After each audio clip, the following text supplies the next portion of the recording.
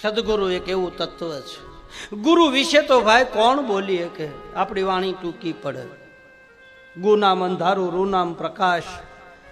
મારો ને તમારો હાથ પકડીને અંજવાળામાં લઈ જાય એ મારો ને તમારો સદગુરુ. બાકી પછી કપડાં ભલે ગમે એવા પહેરા હોય, બહુ કપડાં સામું ન જોતા, બહુ વેશ સામું ન જોતા, બહુ માભા સામું ન જોતા.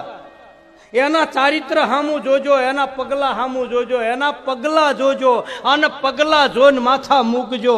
અને હારા માણસના પગલામાં માથું મૂકી દઈને ભાઈ તો આપણને અભય વચન મળે. મોટા માણસના પગલામાં બેસીને તો આપણે કોઈ દી વાંધો આવતો નથી. આમ મોટો નહીં, વૈભવ વાળો મોટો નહીં, દિલનો દાતાર હોવો જોઈએ, મોટા પેટ વાળો હોવો જોઈએ.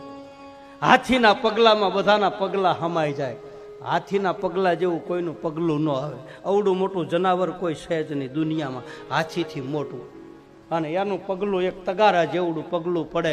એમાં માણસનું પગલું હમાઈ જાય, એમાં કબૂતરના પગલા હમાઈ જાય, એમાં ગાયના ભેંસના બધાના હગડ હમાઈ જાય. હાથીના હગડ જેવા કોઈના હગડ નથી. એમ હાથી જેવડો જેનો હગડ હોય ને એની સાયામાં બેહવું એટલે આપણને કોઈ દી વાંધો આવે નહીં.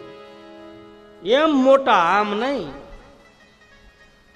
આમ તો મોટા ઘણા છે, આપણને મળતા જ નથી. આપણે એની પાસે દિલની વાતો નથી કરી શકતા.